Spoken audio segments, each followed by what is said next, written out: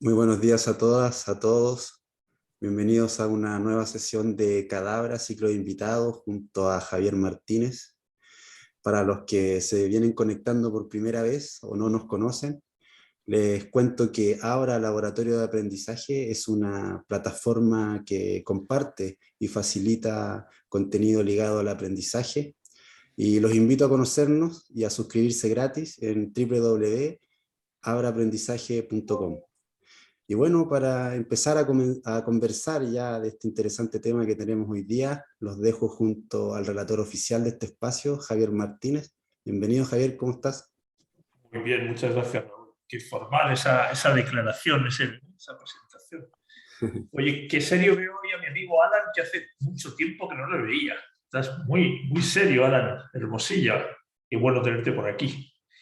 Me tomo la palabra, entonces voy a compartir el menú de lo que vamos a hacer hoy y así entramos directamente en tarea, en faena. ¿Os parece? Creo que esta es pues puede ser 29ª, no estoy seguro, o 30ª, sí, creo que es la sesión número 29 de Cadabra. O sea, que llevamos llevamos un año más o menos.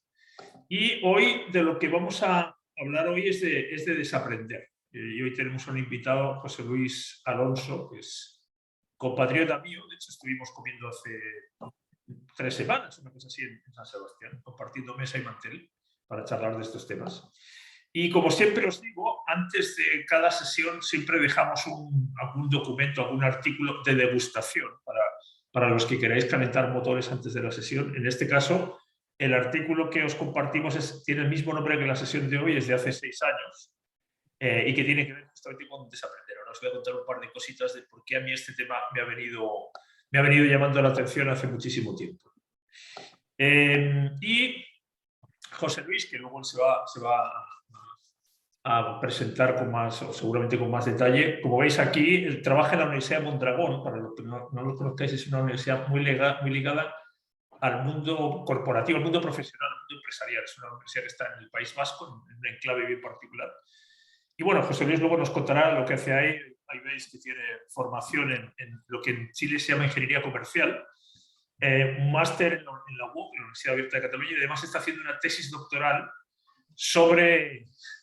justamente sobre cultura de aprendizaje. Creo que, por lo que me contaba el otro día, está en la fase final. Ojalá, que uno nunca sabe eso cuando está haciendo una tesis, ¿no?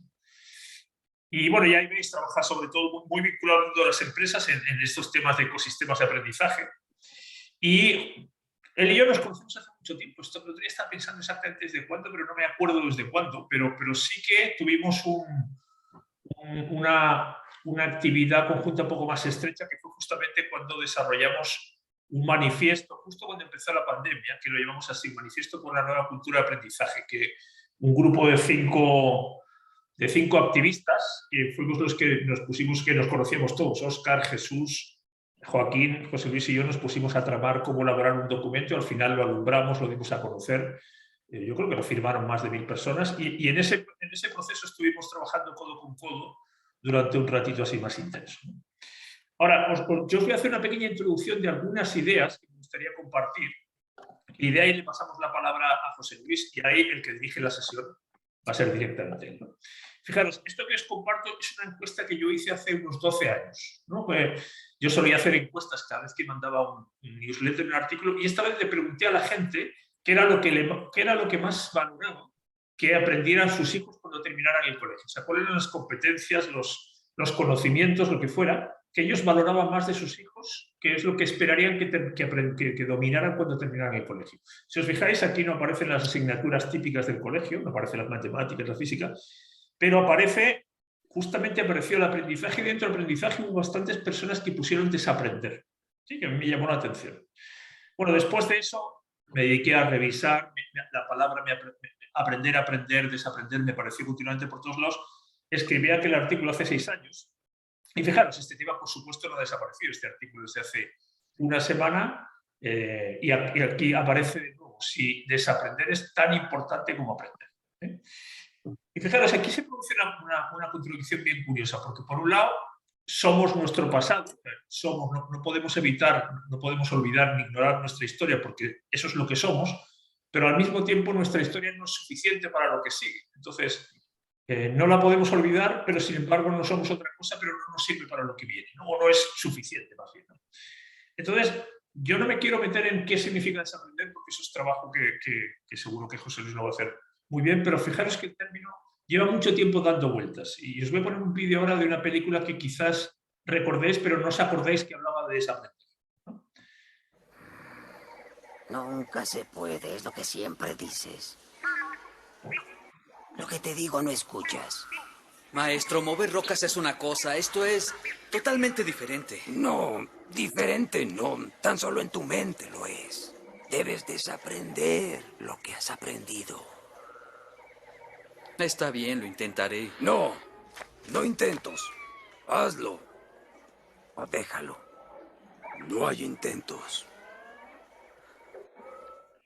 No sé si os acordabais de Yoda, ¿no? Pero fijaros que yo tengo la sensación de que hay mucha gente que cree que desaprender es algo tan sencillo como quitarse la ropa, como que yo llego o como llego a casa y me quito el paraguas, o dejo el paraguas en un paragüero o me quito la ropa. Es como algo tan sencillo que uno lo puede eliminar sin ningún esfuerzo, sin ningún problema, ¿no?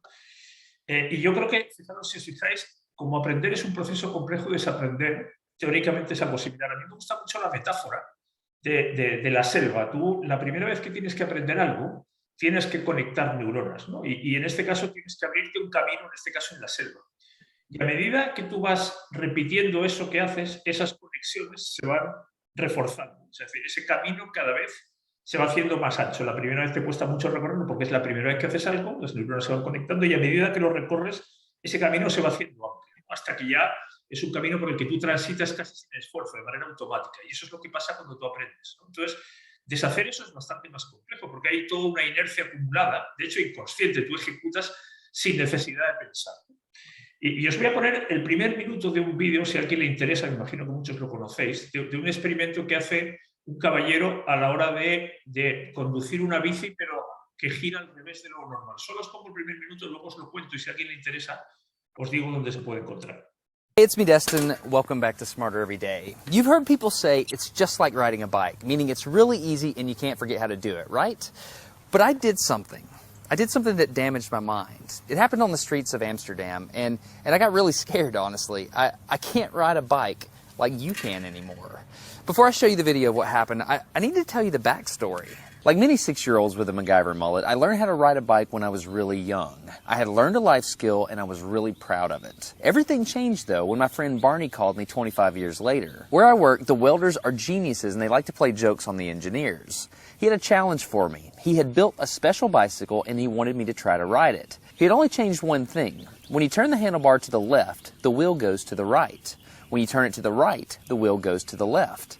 I thought this would be easy, so I hopped on the bike ready to demonstrate how quickly I could conquer this. And here he is, ladies and gentlemen, Mr. Destin Sandlin. First attempt riding the bicycle. All right. So the faster I go, the better. Yeah. I couldn't do it. You can see that I'm laughing, but I'm actually really frustrated. In this moment, I had a really deep revelation. My thinking was in a rut. This bike revealed a very deep truth to me. Bueno, fijaros que este vídeo que dura unos 7 minutos cuenta cómo no puede, o sea, le cuesta un montón aprender a manejar, a andar en esa bici que gira al revés. Le toma 8 meses ser capaz de dejar de andar en la bici como lo hacía para aprender esta manera nueva. De hecho, se lleva la bici a un montón de congresos, incluso le ofrece dinero a las personas que sean capaces de andar en bici durante 3 metros y nadie lo consigue, ¿no? Y es curioso porque a su hijo pequeñito le toma 2 semanas lo mismo que él le toma 8 meses. Y lo más curioso de todo al final del vídeo es que al cabo de ese tiempo Tom agarra una bici normal para intentar andar en bici como siempre lo había hecho y no puede. O sea, necesita casi media hora para volver a recuperar aquel conocimiento que tuvo en su momento sobre cómo andar en una bici normal, ¿no? Entonces, fijaros que la Real Academia define desaprender como olvidar lo que se había aprendido, ¿no? Y claro, yo me temo que casi ninguno de los que estamos aquí, por no decir ninguno, se acuerda cómo resolver esta integral. que todos en su momento, me imagino que tuvimos que resolver. ¿Qué quiere eso decir? Que posiblemente si olvidaste algo, seguramente es que no lo aprendiste o no lo aprendiste muy bien en primer lugar, ¿no? Y claro, esto parece obvio, porque para desaprender uno tiene que haber aprendido antes, pero claro, ojo, porque hay cosas que uno es consciente que las ha aprendido y hay cosas en las que no es consciente. Hay una diferencia gigante entre aprender cosas conscientes e inconscientes, ¿no? Ahora, es evidente que estamos programados para olvidar. O sea, no podemos recordar todo lo que hacemos y todo lo que vivimos. No sé si conocéis el cuento de Borges de Funes el Memorioso, el tipo que se vuelve loco porque es capaz de recordarlo todo. Entonces, estamos programados para no recordar todas las cosas, pero, sin embargo, la base del aprendizaje es recordar. O sea, para aprender uno tiene que recordar. Si olvida todo lo que hace, tiene que empezar todos los días de cero. Y claro, la buena o mala noticia, según se mire, es que las personas aprendemos las experiencias que tenemos. Eso es lo que recordamos. No los cursos, no las conferencias, no las asignaturas. Aprendemos las experiencias propias por lo general. Entonces, de hecho, cuando tú le preguntas a las personas, oye, ¿qué aprendiste el año pasado? Las personas sufren. No es que no aprendieran, sino que les cuesta mucho trabajo hacer el ejercicio consciente de recordar qué cosas aprendieron el año anterior, ¿verdad? Y a las empresas me temo que les pasa lo mismo. Ahora lo vamos a ver. Yo, la mayor parte de las organizaciones que conozco, tiene poca conciencia respecto de las cosas que aprenden. Entonces, la pregunta o las preguntas que yo dejo, que luego quizás las podemos conversar con José Luis, es, bueno, ¿cómo recuerda una organización primero? Porque para que tú olvides algo, primero tienes que haberlo aprendido, tienes que recordarlo. ¿Y dónde se guardan esos recuerdos, esas experiencias, esos aprendizajes? Habrá un cerebro como que tenemos los individuos, ese cerebro estará configurado de una manera distinta. La realidad es que si una empresa no tiene cerebro o no tiene memoria, le cuesta mucho recordar, ¿no? Y yo, de luego, la mayor parte de las organizaciones que conozco, una de las cosas que ellas reconocen es nos cuesta mucho evitar repetir errores o reinventar ruedas, ¿no?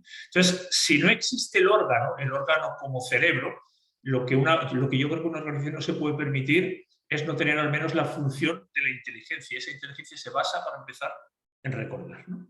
Ahora, ¿cuál es la realidad? Que la mayor parte de las organizaciones olvidan muchas cosas y que ese olvido tiene un costo económico. Aquí os pongo 2 o 3 ejemplos del impacto económico que tiene olvidar hacer determinadas cosas. En este caso, para producir un componente, lo que le pasó a la NASA luego de intentar volver a la Luna de nuevo, dándose cuenta que habían olvidado mucho de lo que en su momento aprendieron.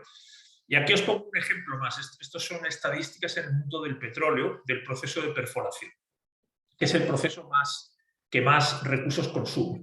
Y aquí simplemente hay estadísticas en este caso, en el Golfo de México, de un equipo que está perforando y está mejorando su desempeño. Estos son los días que tardan en hacer los pozos.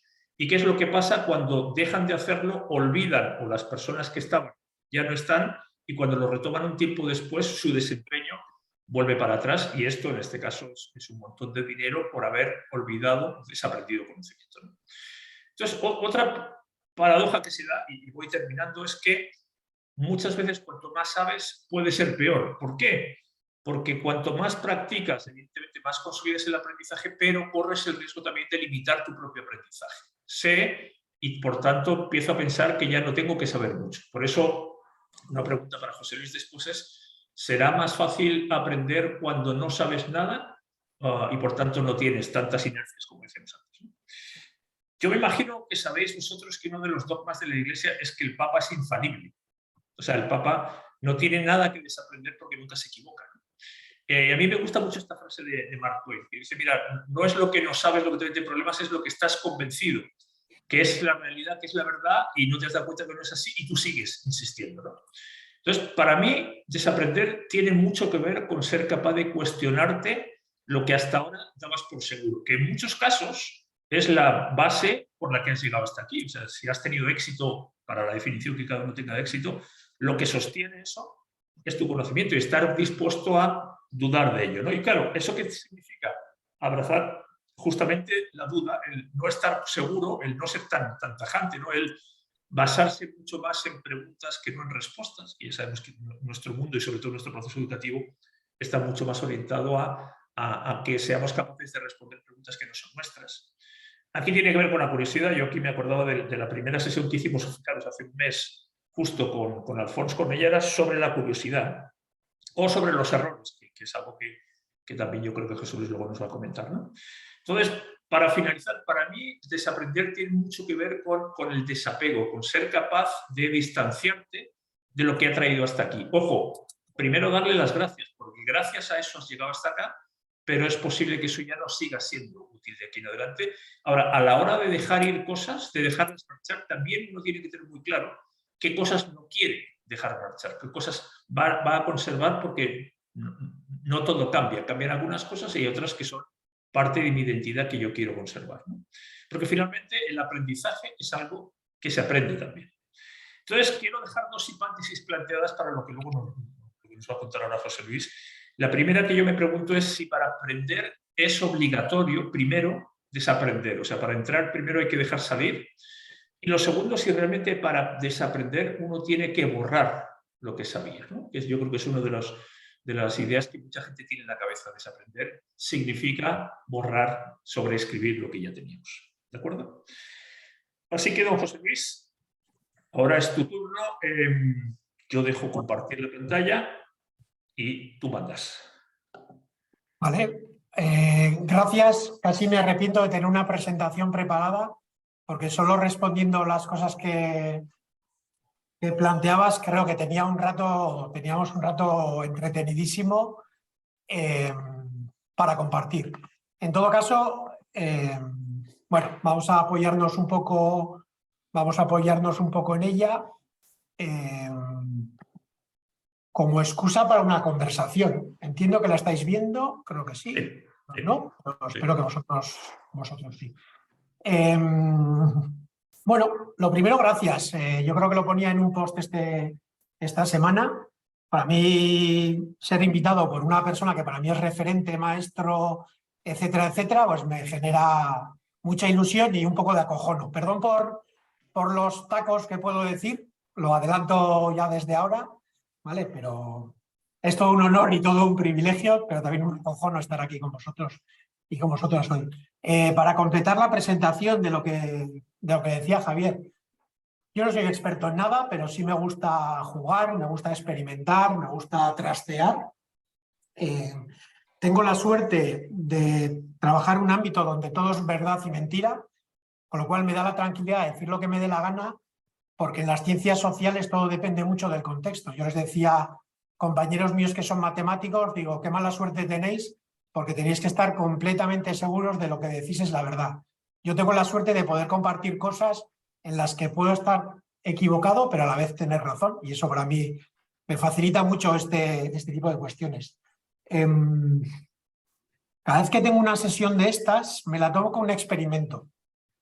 Para mí es una oportunidad de probar cosas, de intercambiar, de jugar con lo que yo sé y con lo que saben las demás personas. Y esto está muy ligado al desaprendizaje, si queréis, y lo vemos luego. Y nada, como siempre, dar las gracias a las empresas con las que trabajamos, a mi equipo, etcétera, porque todo lo que sabemos lo construimos sobre lo que ya sabemos. Con lo cual, por darle a una de las preguntas que me lanzaba Javi, ¿no? ¿Es más fácil cuando no sabes nada? Creo que no. Creo que con el aprendizaje se da la paradoja de que cuanto más sabes, más fácil es aprender.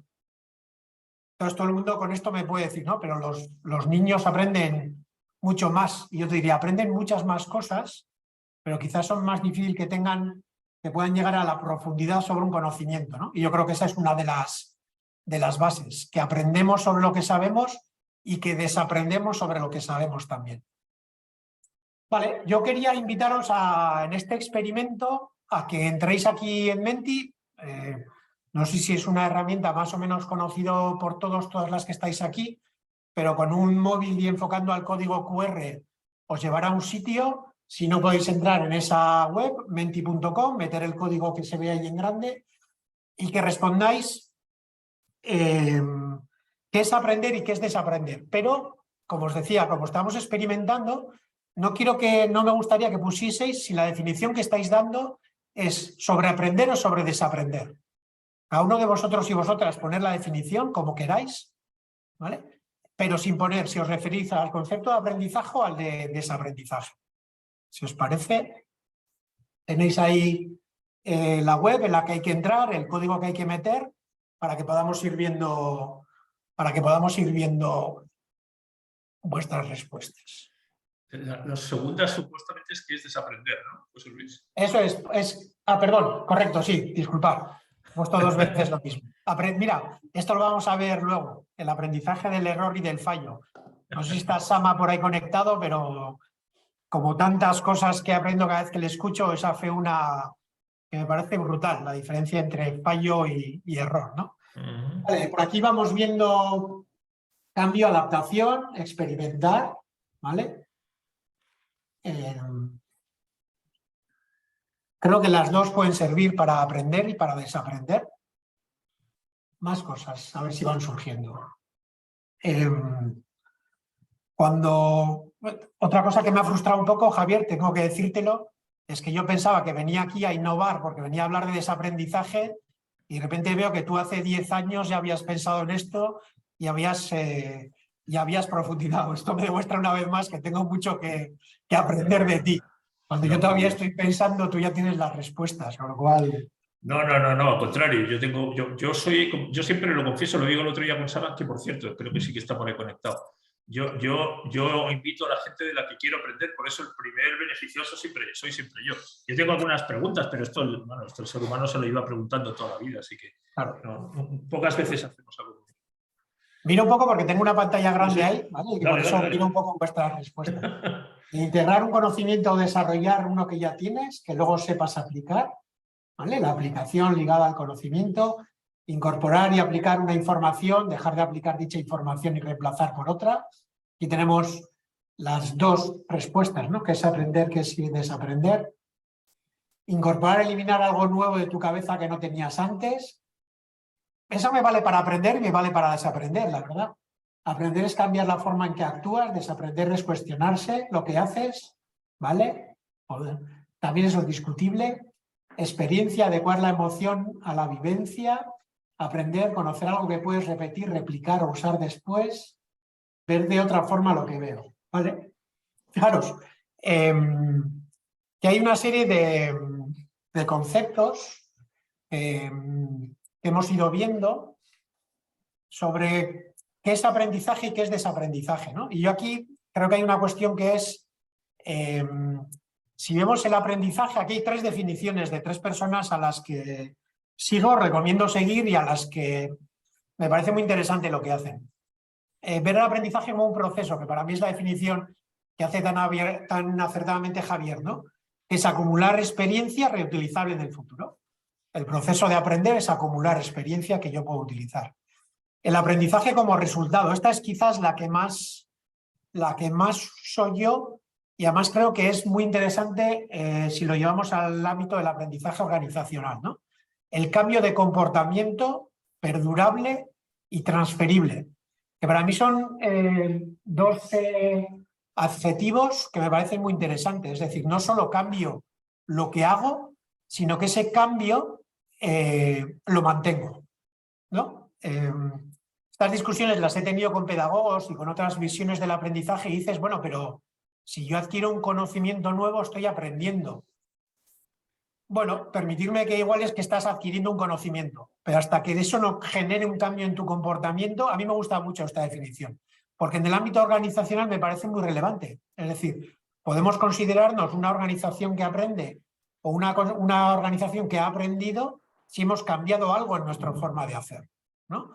Y la última, maravillosa, os recomiendo seguir a Héctor Ruiz Martín, es muy activo además en redes sociales y me parece iba a decir difusor, pero en el fondo sí, de ciencia en torno al aprendizaje, que me parece pedagógicamente lo hace maravillosamente bien. Siempre basado en evidencias científicas, pero aquí tiene una un poco más poética, si queréis, que es explorar mundos que no sabías que existían. Y esa también me parece relevante, porque es difícil que podamos aprender algo si desconocemos su existencia. Y esta es otra cuestión que a mí me parece muy interesante. Cuando hablamos del learning by doing, aprender haciendo, bueno, podemos entrar en muchas críticas sobre eso, pero una de las primeras cuestiones que necesitamos para aprender es saber que eso existe. Si no, es muy difícil, ¿vale? Por eso yo creo que también bueno, nos puede generar una serie de cuestiones. Y entonces ahí me preguntaba, ¿no? Si cogía esas... Yo me he auto levantado la mano. Venga, vale. Porque quería preguntar una cosa. ¿Puedes ir un momentito para...? Bueno, aquí también sirve, Me he quedado con la palabra transferible. Sí. Y la pregunta es, bueno, ¿y cómo se transfiere ese aprendizaje, ese cambio de comportamiento? Fijaros, esa es para mí la gran carencia. Y ahora voy a hablar de formación, ¿vale? Cuando yo utilizo, los que quizás ya me conocéis un poco, sabéis, cuando yo utilizo la palabra formación estoy hablando de una cosa y aprendizaje es otra, ¿vale? O sea, son dos palabras que utilizo de forma distinta y a propósito. La formación es ese ejercicio de traspaso del conocimiento. Y a eso le podemos dar muchas formas, ¿eh? Puede ser un calvo con barba dando una clase magistral, puede ser puede ser gamificación. Bueno, ahí hay muchas formas de aprender y de formarse, ¿vale? Para mí una de las grandes cuestiones de la transferencia, del aprendizaje organizacional es precisamente la transferencia. Si mandamos a personas a cursos, podemos opinar mejor o peor de la oportunidad que puede ser hacer un curso en una organización o no, cuánto de efectivo es o no. Pero para mí el mayor problema de las formaciones no es la adquisición de conocimiento, es que no se dan las condiciones para transferir eso al puesto de trabajo. Con lo cual, se da esa paradoja que decíamos antes, ¿no? Vale, está muy bien, yo adquiero el conocimiento por la vía que sea, ¿eh? Un curso, leo, veo un vídeo, escucho una charla de Javier y José Luis. Si eso no soy capaz de transferirlo a la organización, para mí ahí no hay aprendizaje organizacional. Si no soy capaz de generar un comportamiento nuevo, no es. Entonces, ¿cómo es esa forma de transferible? Escuché no hace mucho a la gran Linda Castañeda, que junto con Jordi Adel son como los grandes precursores del concepto de los entornos personales de aprendizaje, que decía que hay veces que la formación la hacemos intentando generar comportamientos en las personas, ¿no? Que se comporten de una forma X, porque eso genera, ¿no? Dice, y así es como educamos a los delfines para que hagan cosas en un show de circo. Eso es puro conductivismo. ¿Cómo podemos transferir? Pues quizás una forma es esa. Si yo soy capaz de decirte a ti qué comportamientos son los buenos, y voy a entrecomillar mucho eso, y cuáles son los malos, seré capaz de que tú transfieras ese conocimiento a la organización. Es decir, para mí la transferencia está en la capacidad que puedes tener de que otra persona sea capaz de replicar ese comportamiento, asociado a ese conocimiento que ha adquirido. No sé si me he puesto demasiado teórico, demasiado universitario, por favor, insultarme tranquilamente si decís, te estás poniendo muy pesadito, me lo decís por favor. Vale, me lo decís por favor. Pero yo creo que esa es una de las grandes preguntas y de las mejores cosas que se pueden hacer en una organización. ¿Cómo trabajar la transferencia del conocimiento a la acción?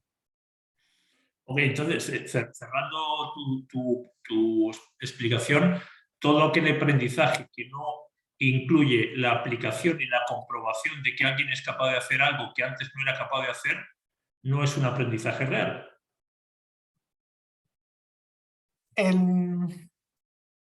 Cuando decías mi currículum, yo soy licenciado en empresariales. Cuando decimos que la universidad no sirve para nada, ni los estudios no sirven para nada, hay una cosa que es el marco mental. Mi marco mental está muy ligado a una visión muy pragmática, si quieres, de todo lo que es la cuestión del aprendizaje. Yo no soy experto en nada, mucho menos en educación, por mucho que trabaje en una institución educativa o académica, como queramos llamarle. Seguramente hay definiciones de aprendizaje que sí dicen el descubrimiento, la sensibilización, encontrar un nuevo conocimiento. Si quieres, a mí el que me vale y el que me gusta es el que genera un cambio de comportamiento. Y ese cambio, o sea, si yo digo no, a partir de esta formación estoy mucho más sensibilizado con lo importante que es desaprender en las organizaciones y desarrollar el pensamiento crítico, pero no cambio nada en mi forma de actuar.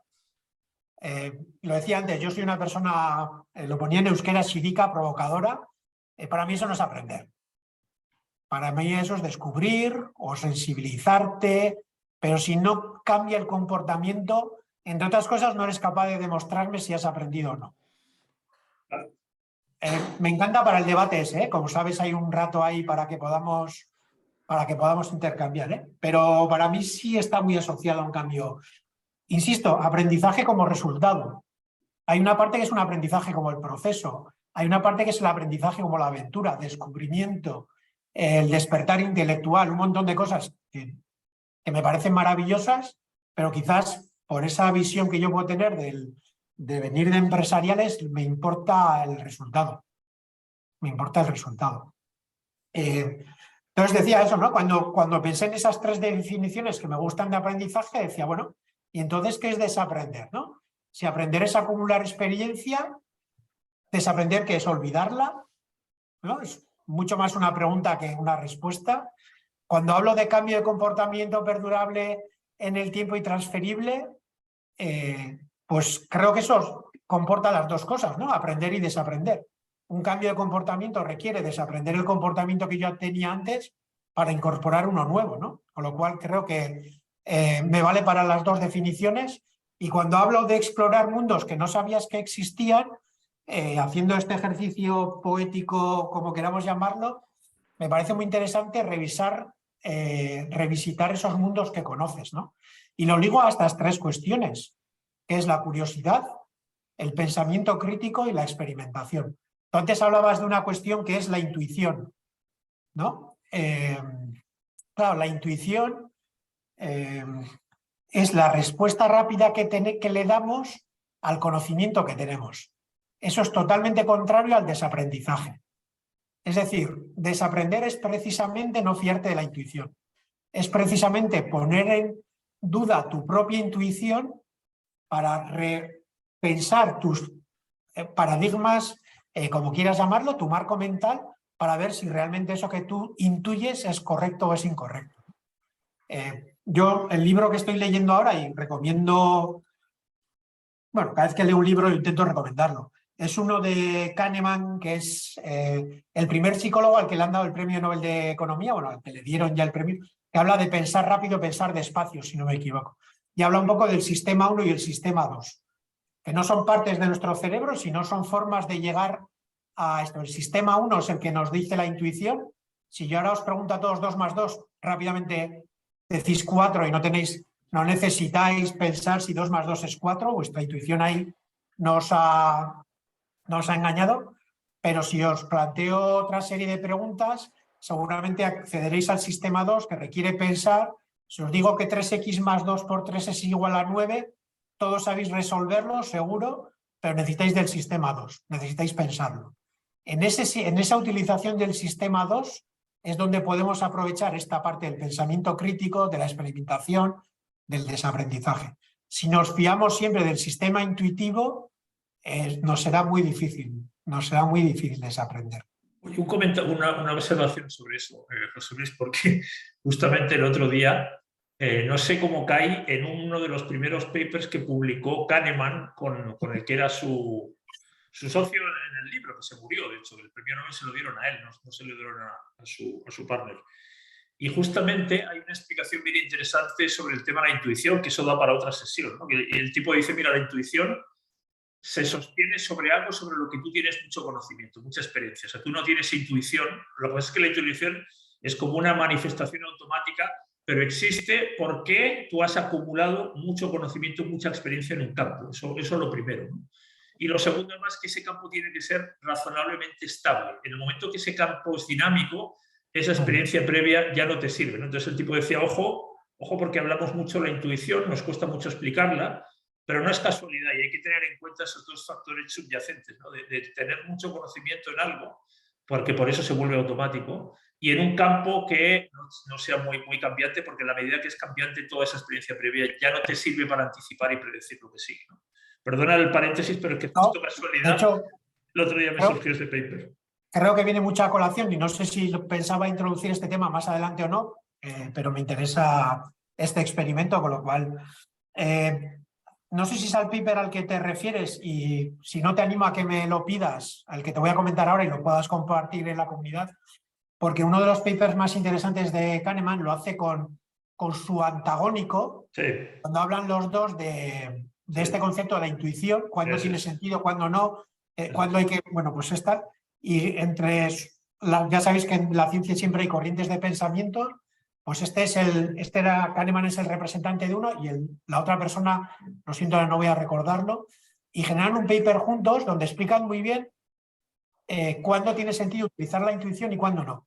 Y hablan del síndrome del falso experto, que es esa persona que, basado en su conocimiento, tiene muy buena intuición y él se considera que, como soy muy bueno tomando decisiones en un entorno A, que puede ser el que sea, un bombero tomando decisiones a la hora de apagar un fuego, que es uno de los ejemplos que utiliza, se empodera para tomar decisiones en otro ámbito donde no tiene el mismo conocimiento, pero tiene el mismo atrevimiento bajo decir soy una persona intuitiva y mis intuiciones normalmente me ayudan a tomar buenas decisiones. Y esa intuición se basa en el conocimiento. Pasa que tú no eres consciente de cuáles son los patrones que te llevan a identificar por qué tienes que hacer algo o no hacerlo. Esa es la complejidad, si quieres, del experto, ¿no? Que no sabe a veces cuáles son los patrones que identifica en algo para tomar decisiones de forma intuitiva rápida, entendida desde ese punto de vista. Se llama Gary Klein, se llama el tipo del a failure to disagree, se llama ahora voy a poner el link. Oye, avanza, que yo te estoy interrumpiendo. No, porque, insisto, me parece interesante lo que comentas y es algo, por ejemplo, que yo he observado en las organizaciones, esa forma de actuar de urgencia, ¿no? Cuando venga otra pregunta que me decías antes, ¿no? Para mí tan malo es, cuando estamos hablando de aprendizaje, hacer sin pensar como pensar sin hacer. Y creo que en las organizaciones, las académicas quizás estamos demasiado pensando y no hacemos, y creo que en el sector fabril, o como queramos llamarlo, en las organizaciones económicas, como queramos llamarlo, se tiende demasiado a la acción sin poco pensamiento. Y creo que encontrar ese equilibrio entre la acción y el pensamiento me parece imprescindible. Y introduzco ya la primera, que es con este concepto de qué es aprender y qué es desaprender, pues me gustaría interactuar con vosotros y vosotras en cualquiera de estas cuestiones. Que la persona que quiera desactive el micrófono o lo active, que escriba por el chat, como decidáis. ¿Quién quiere? Mientras tanto, bueno, por un lado, Juan te ha hecho una broma cuando has dicho si estaba siendo demasiado académico, he dicho un poco sí.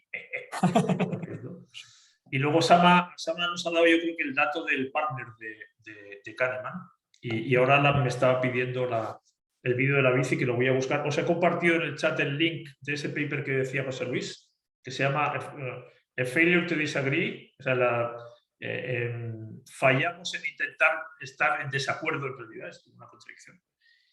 Y bueno, eso, comentarios, preguntas, observaciones.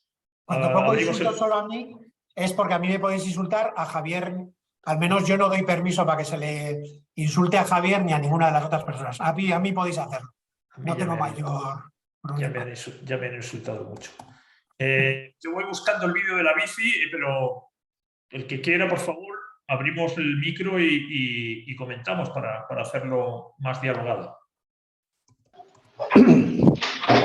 Pues puedo hablar. Yo soy Juan. Hola, Juan. Hola, buenas.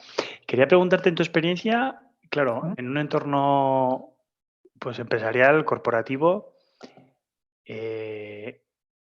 ¿cómo pones en marcha procesos de desaprendizaje? Me refiero si tiene que haber espacios. La sensación que tengo es que vamos siempre, hablábamos en la sesión anterior, ¿no? Mucho ejecutar y poco planificar, ¿no? Pero claro, esto del desaprender es tan clave para poder avanzar hoy. ¿Cómo plantearías en un entorno empresarial esos espacios para desaprender? No sé si me he explicado bien. Sí. Muy bien.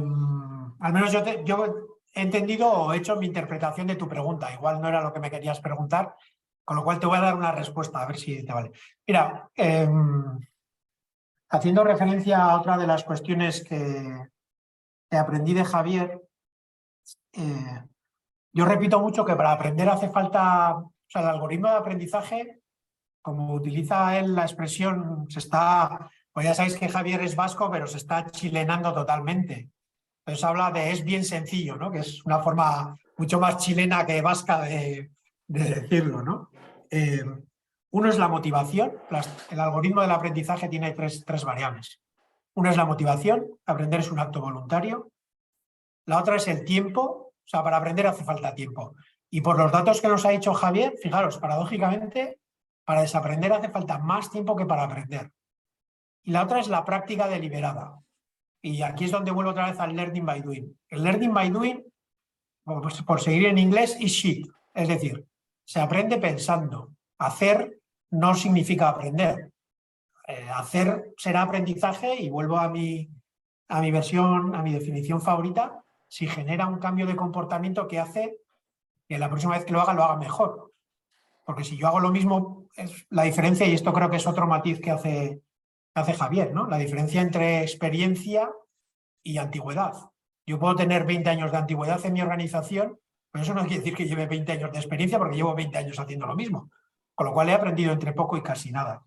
Entonces yo te diría, claro que hace falta tiempo, pero insisto, si hace falta tiempo para aprender, y para desaprender hace más falta. Fijaros, una de las bromas que tengo con mi compañera Nerea, una de las personas que salía ahí en la foto que os presentaba de mi equipo, es cada vez que trabajamos este tema del aprendizaje en una organización y cómo estructurarlo y qué consiste, etcétera, etcétera, hacemos una especie de porra, una apuesta para ver cuánto tarda en salir la palabra "no tenemos tiempo para hacer esto que me estás diciendo en la sesión". Es decir, cuando tú enfocas dices, y yo pregunto siempre, ¿tienes que aprender? Sí. ¿Necesitas tiempo? No tengo tiempo. Y dices, mira, si tú entiendes que esto lo tienes que aprender para tu competitividad, vuelvo al ámbito de las empresariales, para aprender esto necesitas, vamos a hacer una fórmula fácil, 200 horas. Tú puedes dividir estas 200 horas en 200 días o dejarlo para los 5 últimos días, porque en algún momento te va a venir un cliente presentándote este problema y vas a necesitar este conocimiento para saber resolución. Y aprender eso necesita 200 horas. Adquirir ese conocimiento más experimentar, más trastear para incorporarlo en mi comportamiento, para saber hacerlo. Tú decides si esas 200 horas las quieres ir haciendo de a poquitos o te las pegas la última semana. Pero el tiempo lo vas a necesitar. Con lo cual, si necesitas desaprender algo, esto es muy fácil. Si tú eres consciente de que necesitas desaprenderlo, yo lo que te aviso es que vas a necesitar X horas. Decide tú cómo quieres meterlas. Y ahí ya podemos entrar en la disyuntiva de si eso hay que hacerlo en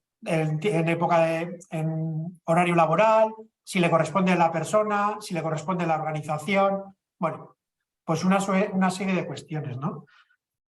¿Cómo se hace esto en el ámbito organizacional? Pues cada empresa como le da la gana. Cada empresa como le da la gana. La administración pública, por ejemplo, que es criticable en muchas cuestiones, pues tiene horas de formación para sus, y ahora vuelvo a utilizar la palabra formación, para sus trabajadores y sus trabajadoras. Hay empresas que dedican, otras empresas que dicen no. Claro, ahí ya es una decisión. Una vez me comentó un compañero experto en estrategia de la facultad que me dijo, José Luis, la estrategia no es tanto de elegir, sino de renunciar. Es a qué renuncias. Tú decides a qué renuncias, a no saber hacer algo o al tiempo que te implica saber hacerlo, ¿no? Oye, hay un comentario de Manuel. Yo tengo una opinión sobre lo que ha preguntado Juan, pero yo me lo quiero guardar para más tarde. Manuel hace un comentario y fíjate, dice, si cuesta que vean las empresas espacios para aprender, no sé qué pasaría si lo impulsas para espacios de desaprendizaje. Y dice, shock total, este tío está loco y cosas por el estilo. O sea, si ya es difícil que haya buscarle, como decías tú, si no hay tiempo para aprender, ¿cómo vendes encima tiempo para desaprender? O al revés, perdona que termine la pregunta. ¿Cuál es el detector de empresas que están disponibles para esto? Porque puedes convencer a alguien que no cree en esto, puedes hacer que alguien que no crea en esto realmente haga ese ejercicio de priorización y digan, le voy a dedicar tiempo a esto. ¿Cómo lo camuflas, José Luis? Es decir, ¿cómo has dicho? ¿Cómo camuflas, con qué verbo y predicado y nombre pones en una sala, que esta es una sala de desaprendizaje? Por favor, cuéntanoslo. Te voy a decir solo una palabra: competitividad. Si no cambias tus formas de hacer, no eres competitivo. Y si no eres competitivo en X, y no sé ponerte X, y depende quién seas y dónde estés y cómo seas, X será 3 años, X será 3 meses, X fue hace 6 meses y sobrevives con respiración asistida. Es que hay una definición, y esta es mía, que no he encontrado en ningún sitio y por eso no me atrevo a decirla, porque no soy nadie, pero para mí aprender es la mejor forma que tenemos para prepararnos para un futuro incierto. Yo no conozco otra forma. Yo no sé hacia dónde va esto, y entendiendo esto como ya no sé si estamos cerca de los 8.000 millones de personas en este mundo, no sé lo que va a ser. Lo que sí sé es que la única forma que tenemos de sobrevivir es aprender. Cambiar lo que hacemos a las necesidades de lo que nos surja. Y no hablo de una visión, no sé cómo decir, apocalíptica ni victimista, sino simplemente, es que la competitividad no tiene otra base. La competitividad ahora mismo no tiene otra base que estar en continua gestión del cambio. Y esa gestión, a mí hay 3 palabras que están súper relacionadas y son 3 comodines, gestión del cambio, innovación y aprendizaje. Y esas 3 cosas están hiperconectadas. Y eso es lo que nos da la competitividad de una organización. Hacer lo que hacemos como lo hacemos hoy, eso luego lo veremos, De hecho, creo que es lo siguiente. Eso nos lleva a la eficiencia. Pero solo de la eficiencia no vamos a vivir como organización. Solo de la eficiencia no vamos a vivir. Oye, José Luis, ha levantado la mano Alan para hacerte una consulta. Por supuesto. ¿Me escucha? Te escuchamos muy bien, Alan. Perfecto, gracias. No, solo quería escuchar, saber un poco la opinión, porque cuando señalaste lo que era desaprender, viste una serie de posibilidades o definiciones, como se quiera llamar. Pero me llama la atención una que dice olvidar tu experiencia. Puede ser que uno esté formado de una forma en la cual, ¿no es cierto?, te hayan dicho toda tu vida que mientras más experiencia tengas, más sabio serás, mejor serás, más capo serás, o como quieras ponerlo. Entonces, siento que esa definición la encuentro un poco disruptiva. Entonces me gustaría saber qué es lo que realmente entiendes tú por olvidar la experiencia. Porque en la lógica a mí me dice que olvidar la experiencia es casi un imposible. Gracias, Alan. Lo ligo a el pensamiento crítico y la antiintuición. Es decir, lo que nos da la experiencia es: esto ya lo he vivido, ya sé cuál es la respuesta. Eso es lo que nos... incluso utilizo... esa parte de olvidar la experiencia la uno a la definición que hace Javier, ¿no?, de acumular experiencia reutilizable en el futuro, ¿no? Claro, cuando hablaba antes del cuento de Borges, ¿no? No me acuerdo el apellido. Funes el Memorioso. Funes el Memorioso es un cuento que de Borges son 4 hojitas prácticamente. Me lo he releído precisamente esta semana porque me parece que es maravilloso qué pasaría si no fuésemos capaces de olvidar. No voy a hacer spoiler, pero vamos, no se lo recomiendo a nadie. No se lo recomiendo a nadie. Entonces, yo uniría esa parte de olvidar mi experiencia precisamente a eso, a hacer un pensamiento crítico sobre si lo que yo sé, primero, la memoria, otro taco, por si alguien quiere meter el pie, es muy cabrona, porque realmente no recordamos lo que pasó, recordamos nuestro recuerdo, y esto es una cosa de cómo funciona el cerebro. Con lo cual es muy fácilmente modificable nuestro recuerdo. Yo puedo autoconvencerme de que mi infancia fue maravillosa y que yo, ahora que soy padre de un adolescente, mi adolescencia fue una situación maravillosa en mi vida donde no le di problemas a mis padres. Y yo, si quiero comparar esa realidad con la adolescencia de mi hija, y le digo desde la experiencia, va a decir, pero ¿tú qué estás contando? Si te has contado una mentira de lo que es tu adolescencia, ¿no? Yo la experiencia la utilizaría como base para criticar precisamente mi intuición. Para criticar, o sea, para hacer una revisión sobre mi intuición.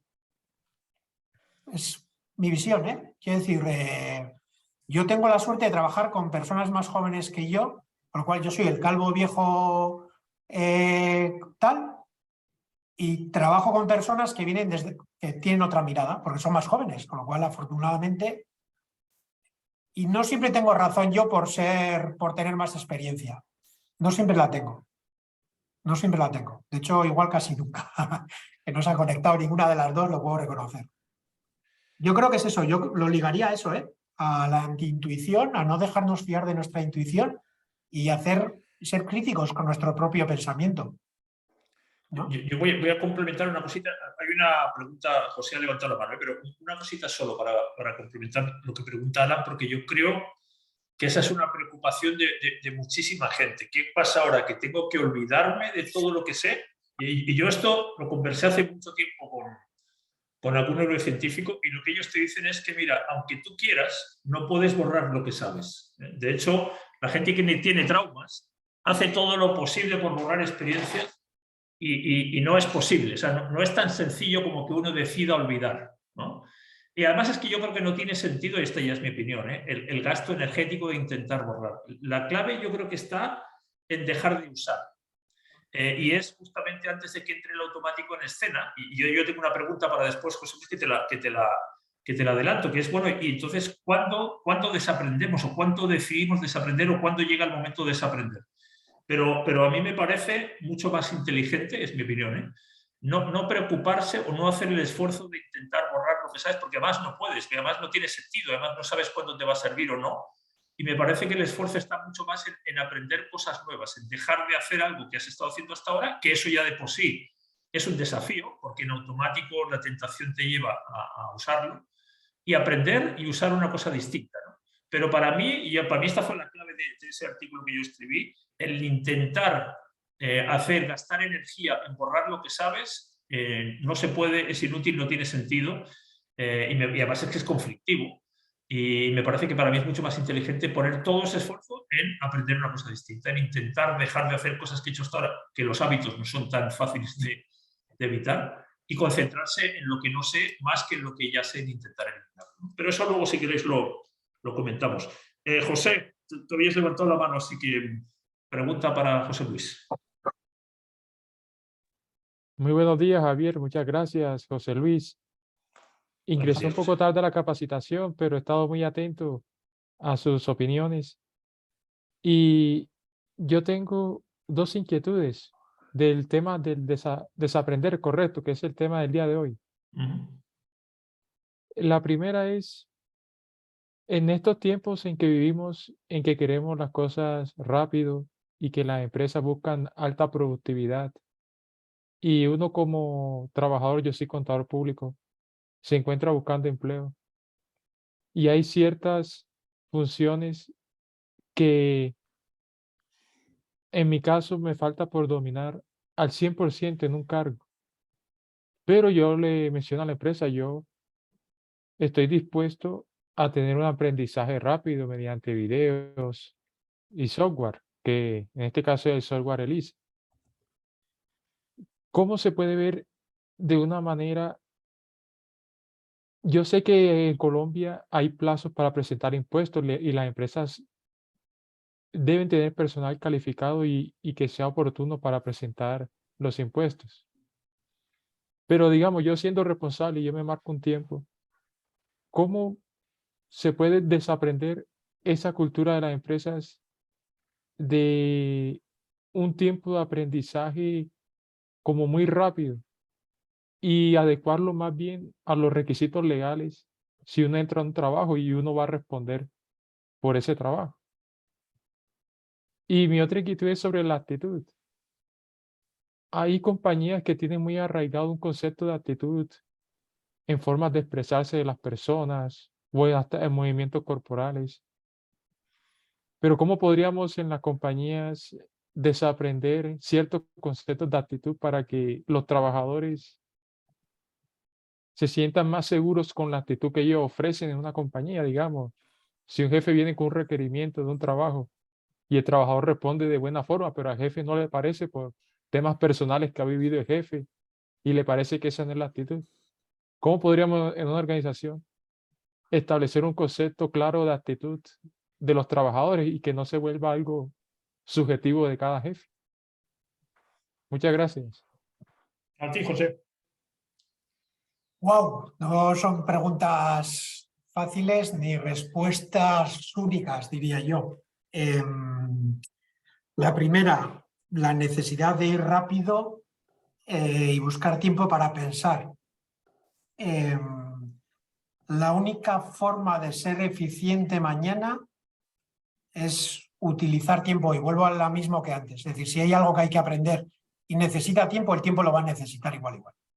Es decir, si queremos ser eficientes mañana en un mundo, o sea, la eficiencia, lo que nos daba la eficiencia hace 10 años, a una organización no es lo que nos lo da hoy. Porque ahí hay toda una disrupción tecnológica que hace que la eficiencia pasa por saber utilizar esas herramientas, con lo cual ahí hay un proceso de adopción, digamos, de tecnología, etcétera, etcétera, y eso requiere tiempo. Yo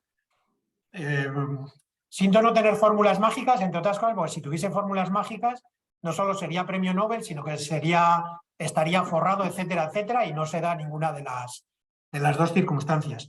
Pero en esa parte de la velocidad que se nos pide y se nos reclama, etcétera, etcétera, creo que, y si está Sama por ahí, la forma de jugar bien un partido es entrenar mucho. Con lo cual necesitamos entrenar para hacerlo, ¿vale?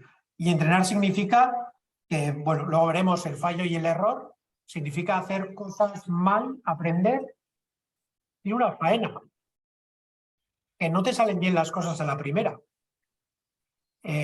Normalmente ni a la décima, quizás, si eres, yo no, a mí al menos no tengo esa suerte de ser un privilegiado y necesito experimentar y repetir muchas veces algo para que me termine saliendo bien. Con lo cual ese ejercicio hay que hacerlo, ¿no? Y en cuanto a esa parte que preguntabas más de actitudes, de valores, que podemos ligarlo a la cultura, cada jefe, como cada persona, cada jefe, cada jefa, cada persona es un mundo. Valora de sus colaboradores cosas diferentes.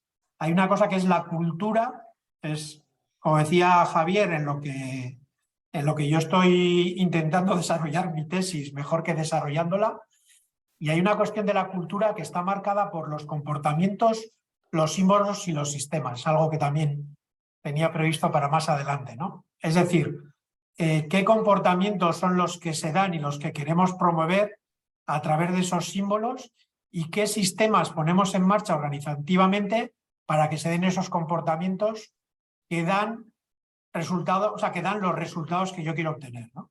Y ahí hay cuestiones que son culturales y cada organización es diferente.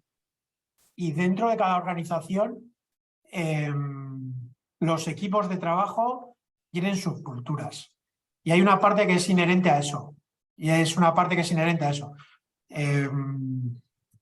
Para los que les guste el deporte, pues seguramente Messi no sería igual en todos los equipos. El equipo que le rodea hace que él pueda ser mejor o peor. Ojalá tuviésemos todos la libertad para decir, Si mi jefe es un capullo, cambio de trabajo. Pero es que hay veces que no hay muchas más opciones. No hay muchas más opciones. Cuestiones complicadas, las que más, no solo complejas, sino complicadas, difíciles. Espero haberte dado alguna aproximación. Oye, Raúl ha levantado la mano, parece que algo quería aportar también. Sí. Raúl. Hola, José Luis, ¿cómo estás? Quería contar una historia para ver si es que la puedo relacionar con lo que estoy tratando de entender de este tema del desaprendizaje. Que me pasó hace un par de años, me pasó que estaba en la mitad de la selva amazónica. El hecho porque yo estaba ahí da lo mismo, pero estaba en la mitad de la selva y tenía que recorrer un trecho de selva en canoa. Tenía que estar todo un día en una canoa recorriendo los ríos de la selva. Y para eso me acompañaba un indígena chipibo, que se llamaba José. Y yo dije, me voy con José. José es indígena, vivió toda su vida acá, él sabe lo que está haciendo, ¿no? Ya, pues nos subimos a la canoa, ya llevábamos unas horas ya por la mitad de los ríos y no conversábamos mucho porque el idioma no era común. Y bueno, llega la pregunta en que yo le digo, bueno, José, ¿a qué hora llegamos? Porque tú conoces este camino. Y él me dijo, no, yo primera vez que hago esto. Y ahí yo me preocupé, me urgí y dije, chuta, estoy en la mitad de la canoa de la selva con alguien que yo creía que él sabía perfectamente lo que estaba haciendo, y él me dijo que no sabía.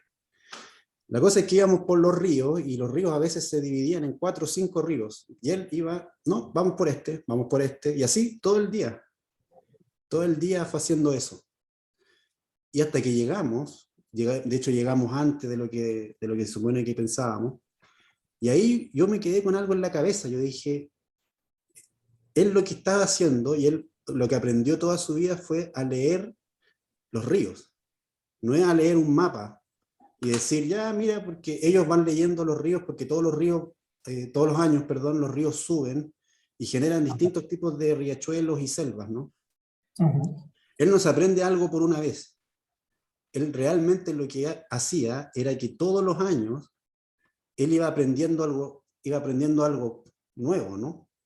Y ahí ese era su aprendizaje realmente, no era aprender solamente una sola vez, sino que él iba leyendo el momento. De alguna u otra forma, él tenía que tomar una decisión cada vez distinta, cada vez que él se subía a una canoa, y ese era su aprendizaje. Y mi pregunta era esa, más que nada, si es que eso es o no desaprender, como tener que moverse de una manera diferente en un ambiente que es de cambio constante. Por ejemplo, en este caso la selva, cambio constante. Y él tenía que aprender a moverse con respecto a eso. Por ejemplo, nosotros vivimos en un ambiente así también, de cambio constante. Y muchas veces tenemos que aprender a movernos y a leer el momento. Y para eso tenemos que olvidarnos de ciertas cosas. Es como manejar un automóvil y nosotros no sabemos las leyes, ¿cierto? Vamos manejando, pero se nos viene un camión encima. De alguna u otra forma tenemos que olvidar todo lo que aprendimos de las leyes para poder salvar nuestra vida. Quería preguntar si es que había una relación en eso. Yo creo que se relaciona mucho con lo que decíamos antes del sistema 1 y el sistema 2, que decía Kahneman. Es decir, la intuición. En este caso, esta persona lo que era capaz de reconocer una serie de patrones en el río que hacían que su intuición le hiciese tomar las decisiones correctas. Y en esto, ligándolo a Alain, su experiencia le ayudaba totalmente. ¿Por qué? Mirad, y esta es la definición de experto. Y esta es una definición que me parece muy interesante. Un experto es una persona que acierta más que el azar, o la mayoría por lo menos, tomando decisiones sobre un ámbito. Esta persona tomaba decisiones. Seguramente si tú le preguntas por qué elegiste, qué viste en el río para tomar el segundo y no el cuarto, o el primer meandro, ¿por qué? Ya no él sería consciente. Pero él era capaz de reconocer ciertos patrones. Aquí está pasando esto, improviso, el color del agua, la intensidad de la ola, la forma del meandro, lo que fuese, él le ayudaba a tomar una decisión, pero porque su intuición, es decir, esa intuición no está basada está basada en el conocimiento, en la experiencia. Y yo no desconozco si luego él hacía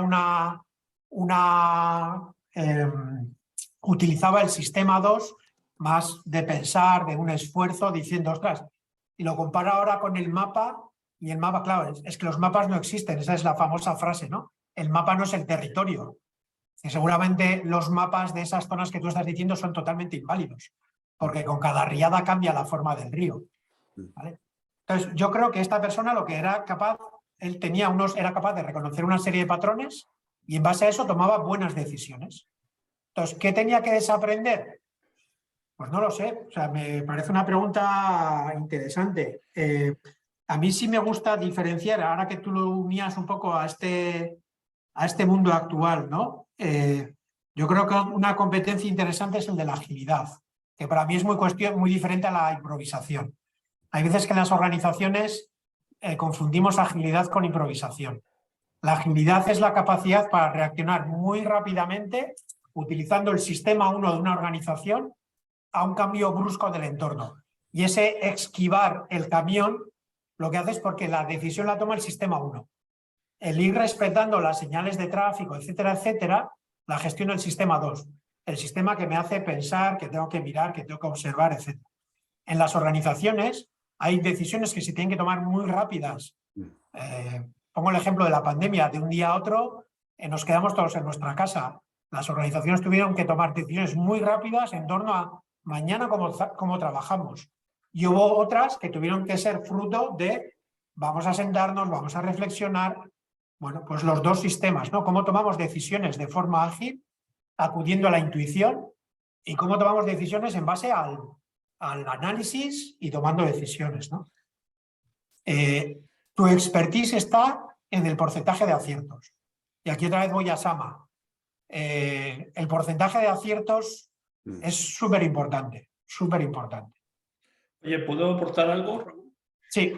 Mira, porque a mí me parece, esa historia que has contado, me parece que justamente a mí me lleva a una metáfora que a mí me gusta también sobre el mapa. Yo creo que los mapas siempre están caducados. Por eso, en este caso, este indígena no por eso, pero este indígena no necesita aprenderse de memoria un camino, un mapa, ¿no? Y de hecho, yo creo que el mapa como representación de la realidad ya está caduco en el momento que está impreso y tú lo vas a mirar. La realidad ya no responde ese mapa.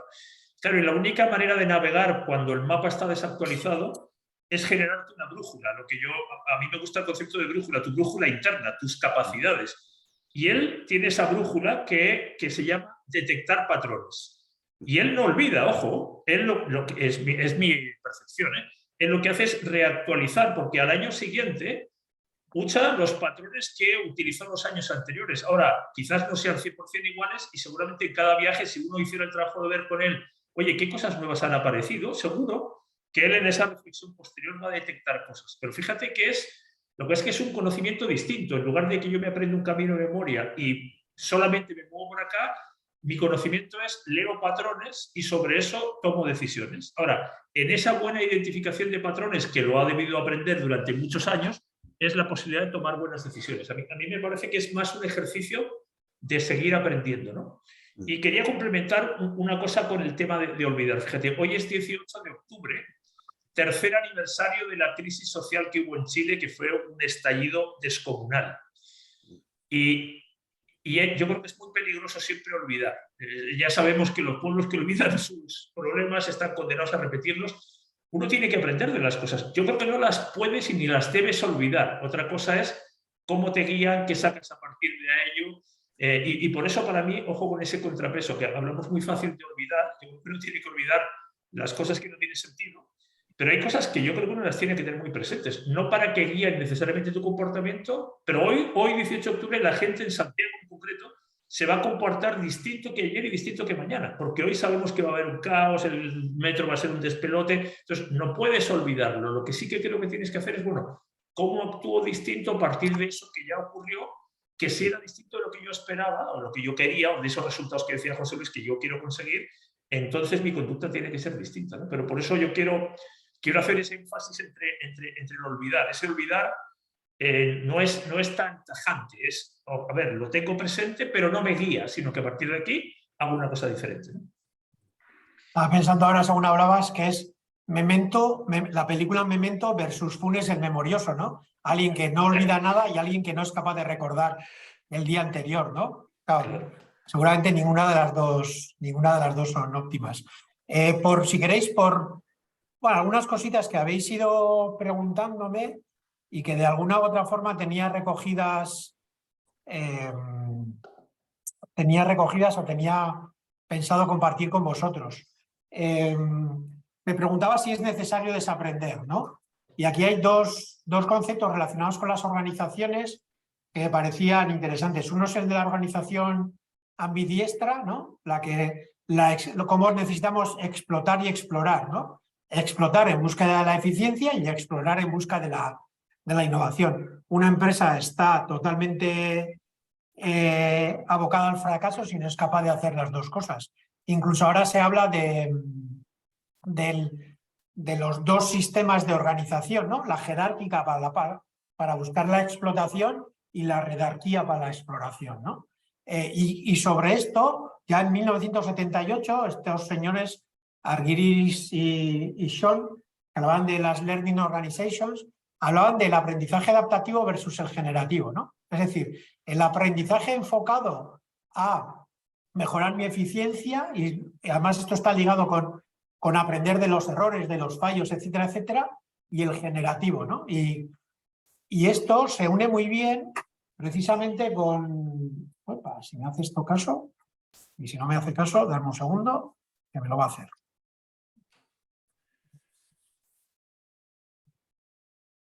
A diferencia entre equivocarse y fallar, error y fallo, ¿no?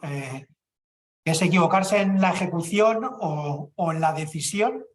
Y para mí hay una cosa que es muy importante, que es centrarnos mucho más en las causas que en los culpables. Y esto sí que es una cuestión muy interesante en las organizaciones. Desaprender, para mí, tiene mucho relacionado con que seamos, aquí lo llamo learning by cagándola, porque tengo un post por ahí en LinkedIn, precisamente de cuando se habla de que los errores se aprende, como yo he perdido 2 aviones en mi vida, en una por equivocarme de aeropuerto, y cuando pensé que ya sabía lo que tenía que hacer, que era ir antes al aeropuerto, después lo que me equivoqué es a qué ciudad viajaba, con lo cual pues he perdido 2 aviones en mi vida, y habiendo identificado más las causas de por qué yo había perdido un avión, ¿no? Bueno, más allá de eso, para mí eso es lo relevante, es decir, identifiquemos las causas, no identifiquemos quién se ha equivocado, no, ¿por qué ha habido ese error? ¿Por qué ha habido ese fallo? ¿Cuáles son las circunstancias? Esa famosa 5 porqués, ¿no? que nos llevan a encontrar las causas, las raíces verdaderamente de una, llamémosle, disfunción, ¿vale? Como queramos llamarle, con la profundidad o las consecuencias que pueda tener. Y a mí esta parte me parece muy interesante, además en entornos ingenieriles también, las lecciones aprendidas, bueno, los after action review y un montón de metodologías que están ligadas a cómo aprendemos de lo que ha pasado y cómo somos mucho más tendentes a pensar en quién la cagó que el por qué la cagó, ¿no? Y una pregunta, José Luis. Sí, claro. Una pregunta, porque yo antes te comentaba que yo quería preguntarte justamente sobre el cuándo desaprender. Y lo que quería preguntarte es de las empresas con las que a ti te toca trabajar, porque aunque tú tengas un pie o más de un pie metido en la universidad, tienes otro pie o parte de otro pie trabajando con empresas en tratar de ayudarles a desarrollar estos espacios. ¿Qué de las empresas que tú conoces, con las que trabajas, cuántos de estos espacios, que tiene que ver con la pregunta que hacía Juan también, tú reconoces que existen para hacer esos ejercicios de análisis? O sea, son espacios, instancias, actividades orientadas a aprender, no a la formación, sino a la reflexión, para intentar encontrar las causas y preguntarse las causas de por qué las cosas están saliendo distinto, si puede ser un error o un éxito, es decir, para que pueda darse la oportunidad de aprender o desaprender. ¿Cuál es tu experiencia respecto de qué se encuentra, qué no, cuando se encuentra, qué es lo que se encuentra, qué hace que en algunos casos se dé y en otros no se dé, de qué manera encuentran que esos espacios son un apoyo para esa competitividad que comentabas tú antes? Aquí, como todos, cada uno tiene su miopía. Mi miopía actual está muy relacionada con la cultura de aprendizaje, ¿vale? Y digo miopía porque me hace verlo todo a través de esas gafas. Y esto es parte del desaprender. Que hay otras miradas, que hay otros enfoques, etcétera, etcétera, ¿no? Y de hecho, a mí, cuando os decía antes que aprender e innovar tienen similitudes, cuando me acerco a una persona que es experta, especialista en innovación, veo cómo cada uno miramos cosas que creemos que son las mismas, pero que es diferente, ¿no? Cuando hablamos de cultura, antes os decía que la cultura viene fijada por los comportamientos, los símbolos y los sistemas, ¿no? Y esos son lo que marca los valores de una organización, viene por eso.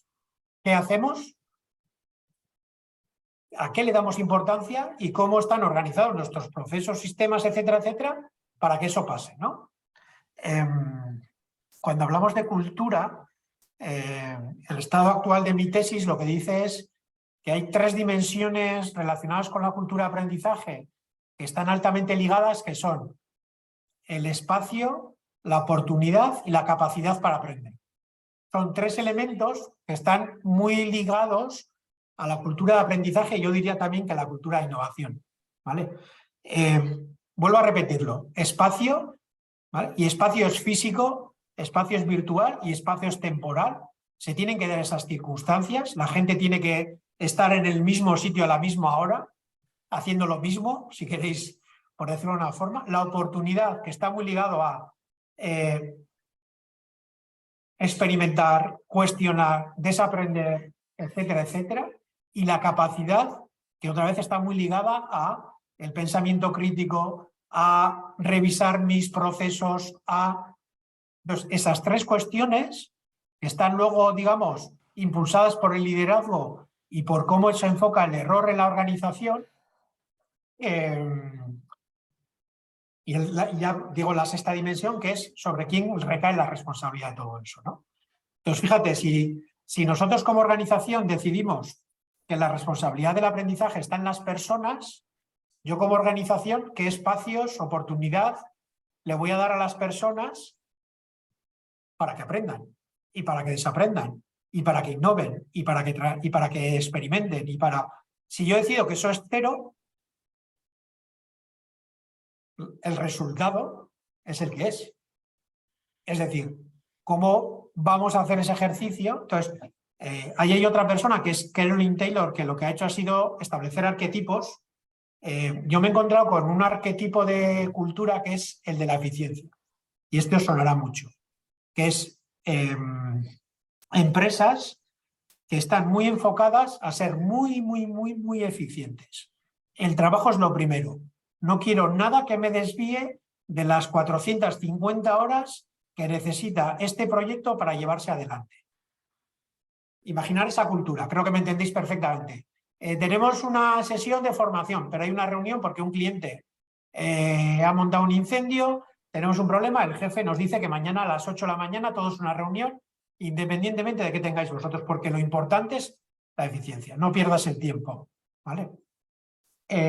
Y ahí tú intentas meter una metodología como el After Action Review, me da igual, las lecciones aprendidas, o más transgresor todavía, el aprendizaje basado en proyectos, ¿no?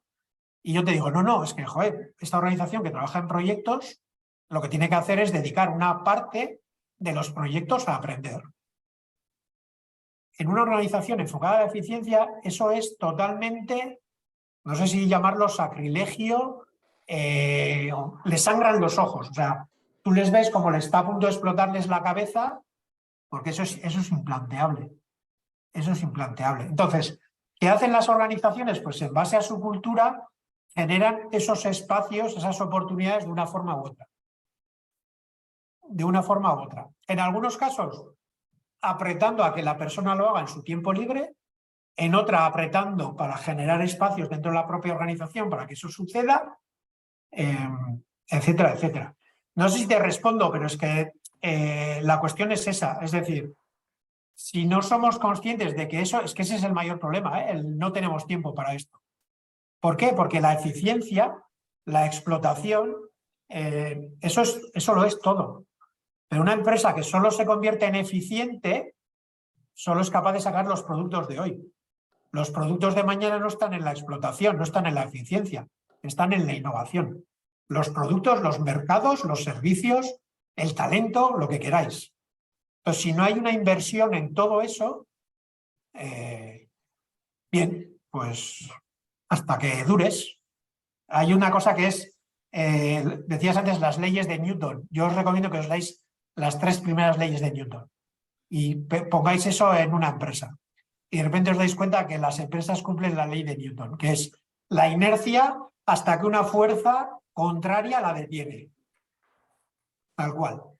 Entonces, las organizaciones tienen inercias hasta que llega otra fuerza, esa fuerza llámale el COVID, llámale lo que quieras, que emite una fuerza contraria y te cambia el camino. Las organizaciones son eficientes, entre otras cosas, a base de inercia. A base de inercia.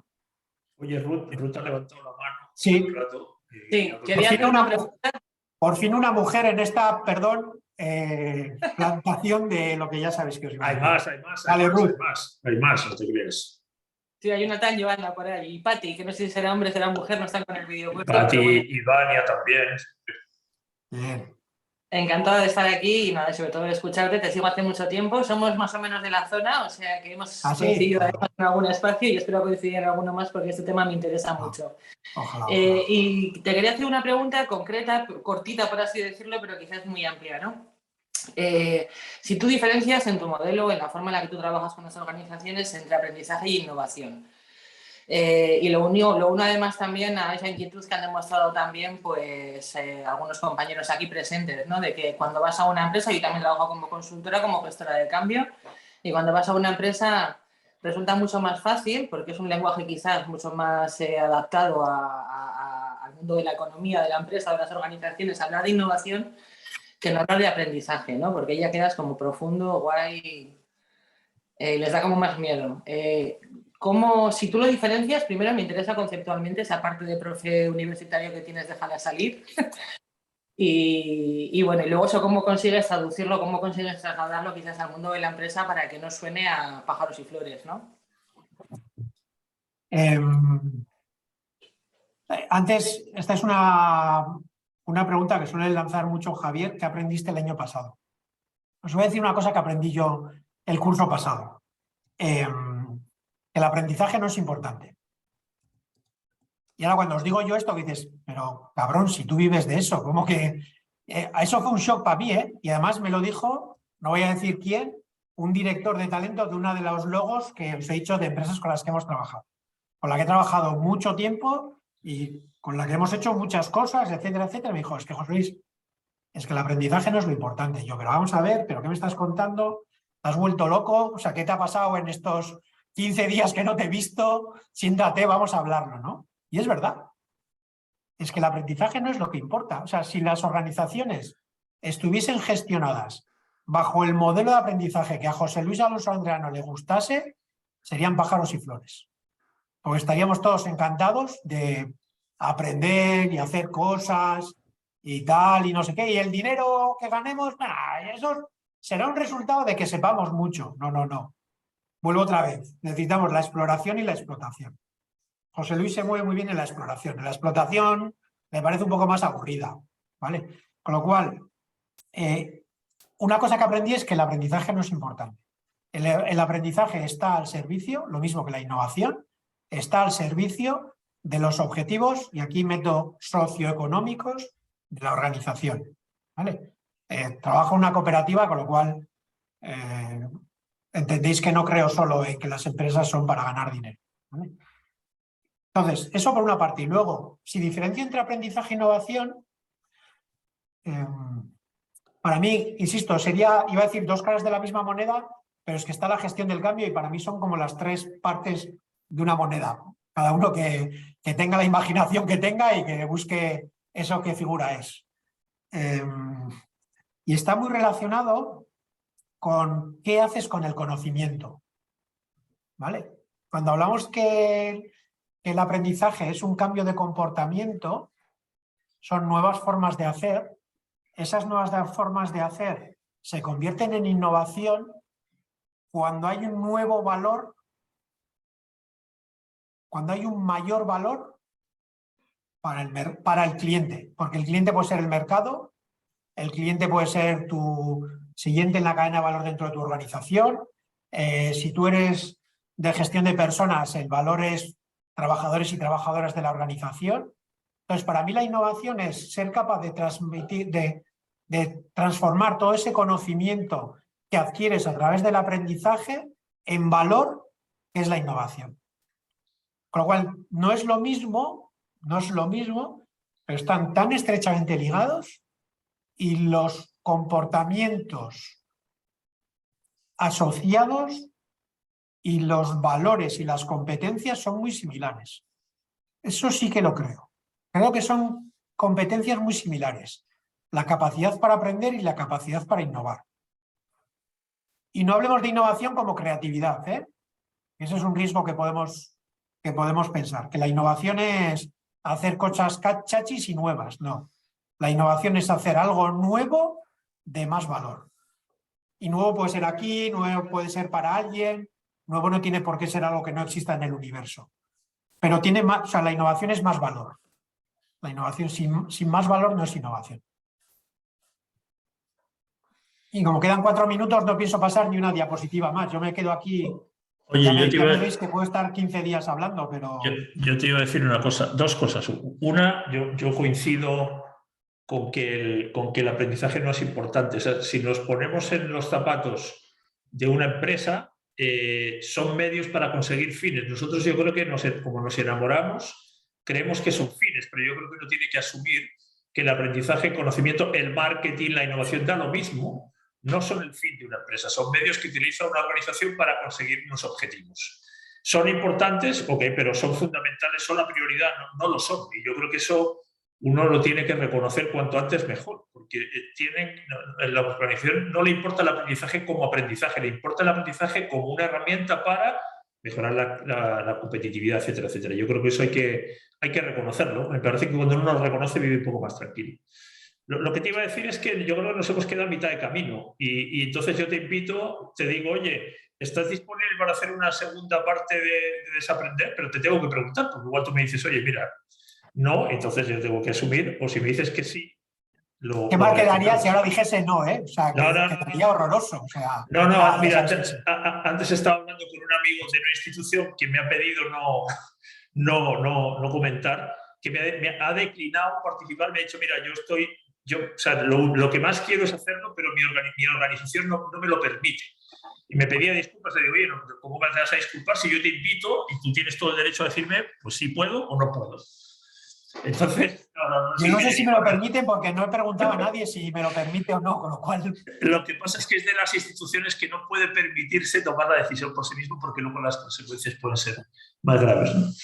Entonces, bueno, si hay alguien que quiera hacer ahora algún comentario, alguna pregunta, alguna observación para cerrar, pero si no, José Luis, si tú estás de acuerdo, tú y yo ya lo hablamos, reagendamos y hacemos una segunda parte porque me parece que este tema da tiene muchas hilos de los que tirar, sí. Encantado. ¿Te parece? Vale, ha quedado grabado, ¿no, Raúl? Contar con ello. No lo desconozco. Yo, José Luis Alonso, ¿cómo es? Yo, José Luis Alonso, prometo. Sobre la 5ª enmienda. Ok, ¿alguien quiere hacer alguna? Ha habido antes un comentario que yo he pasado por encima porque luego nos hemos metido en otra cosa. Cuando te han hecho la pregunta de la actitud, José, Vania justamente ha comentado sobre el tema de cómo tratar de, entre comillas, normalizar eso en una empresa. Ella decía con una política clara de valores donde no dé lugar a los sesgos, que tú has hablado algo del tema de valores también, ¿no? Para que Vania no crea que no lo había leído. Eso, ¿hay alguien que quiera cerrar con algo? ¿Con alguna observación? Muchas gracias, Javier y José Luis, por su respeto. También he tenido la oportunidad de agradecerles. Y yo también había leído un artículo de Javier sobre la actitud en LinkedIn, que hablaba sobre que había muchos temas de que decía, yo entreno habilidades, pero no entreno actitud. Y eso es un tema que se debería reevaluar en las empresas, porque a veces, para mi opinión, la actitud, como comentaba Javier, me corregiría en el artículo, también se va construyendo, uno va Sí, aprendiendo. sin duda, sin duda. A no ser que una actitud tan mala tampoco, uno no sabe, bueno, tampoco, pero si actitudes que uno vaya aprendiendo. Yo creo que no era tanto un artículo, yo creo que fue un comentario que hizo, es un comentario muy típico, que es: yo contrato a la gente por sus valores y luego le enseño lo que tiene que saber, ¿no? Y yo creo que eso es como entregarse y decir, los valores se tienen o no se tienen, además como si fuera tan fácil tener un termómetro de valores, ¿no? Yo creo que todo eso se aprende, nadie nace con todo eso. Hay veces como que eso lo damos por hecho, decimos, yo no me voy a preocupar de entrenar eso, no se puede, o la gente ya tiene que traerlo. Y yo creo que no, yo creo que la actitud se aprende, yo creo que los valores se aprenden y todo se aprende. Entonces yo creo que habría que preocuparse no solamente de enseñar los temas técnicos, yo creo que uno se tiene que preocupar de que las personas aprendan todo lo que necesitan, sea valores, sea blando, sea duro, da un poquito lo mismo. Ok, estamos en la hora entonces. Señor Alonso, Adriano, muchas gracias. Yo creo que nos veremos en menos de un mes por allí, así que igual hasta charlamos en detalle con esto. Fantástico. Pues nada, un placer. Gracias a todos, a todas. Y hasta la próxima, según parece. Así que ahí nos ponemos un placer. Se me cuida. Bueno, mil gracias. Cuídense todos. Gracias. Agur.